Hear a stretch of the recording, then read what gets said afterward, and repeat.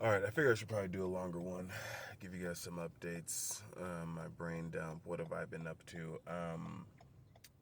So I've been doing, obviously, still continuing with the time machine, invented the time machine chip, much like the computer chip, that's where I got it from, but the time machine chip, which is the small little time machines that I'm creating right now, which I think are going to be instrumental. Still barely testing them right now. Actually, I'm storing them inside of my phone case, so they're inside of this phone, which I have seen some boosts. I know what you're thinking. Okay, putting a time machine next to a phone, even putting a microchip next to a phone, um, it's not going to increase your processing power, right? So why would putting a time machine chip? Well, the way the time machines work is different because it's not about the fourth dimensional body. Um, it's about the fourth dimension itself, um, which any bodies that are really collected um, are technically bodies. It's like, okay, are we separate from the planet Earth right now?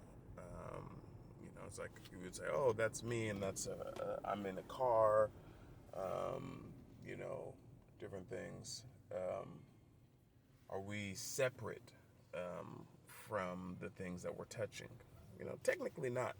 One idea that I had worth explaining on this sort of topic, let me see if I can grasp it right now.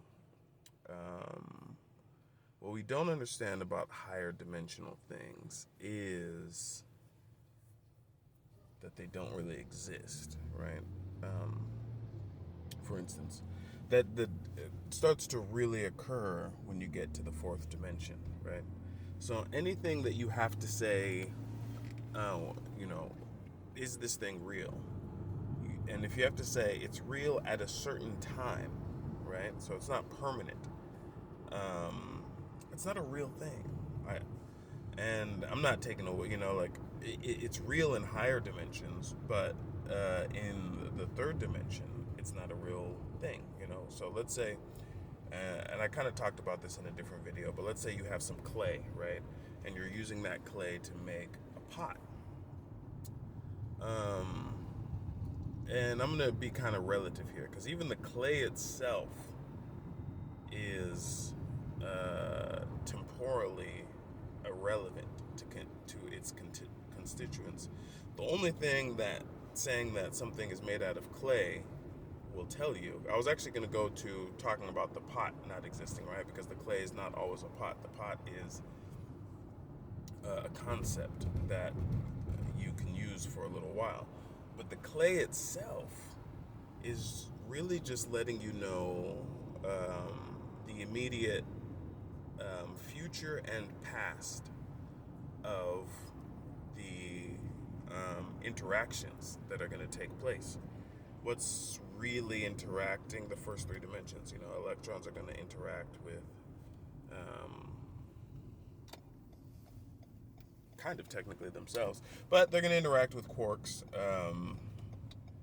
and protons or whatever. I know I say whatever. I'm starting to get dismissive.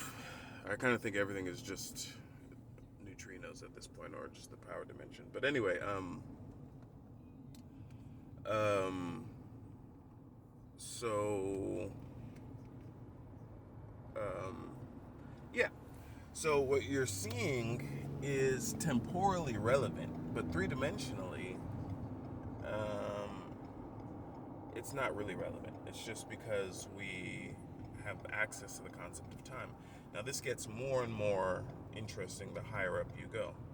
And then also the higher up you go in scales, right?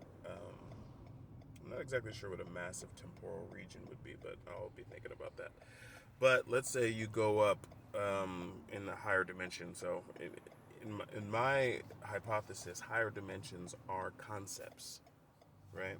So, extremely higher dimensions, like a hundredth dimension, 120th dimension, and they become weaker and more difficult to see on the scale that we exist in as human beings. On scales the size of the universe, if you were as big as the universe or bigger than the universe, let's say you were 1,000 times the size of a universe, you know, maybe the 100th dimension would be the same to you as the third dimension or something like that. But obviously, that doesn't really make much sense. So to continue, um, where was I getting to? So higher dimensional things, you know, even gravity, you know, they talk about this concept of emergence, you know, something emerging from something else. Why is that? They're saying, okay, is this thing real or is it an emergent property?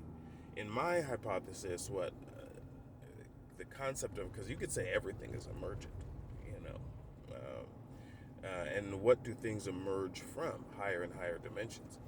And so as you get higher, every dimension will appear to be emergent because it doesn't really have a foundational concept of its own, or I don't know how to explain it, but everything is built off of everything else, right? So electrons, quarks, and subsequently protons, those appear kind of to be the only thing to us that isn't emergent because they don't operate on time scales. You know, they're permanent to us.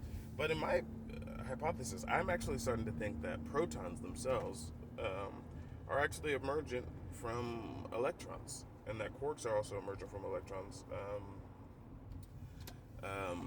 But anyway, just a little bit of different hypotheses there on the scientific front, and I will keep you updated because we're not stopping. We're not stopping.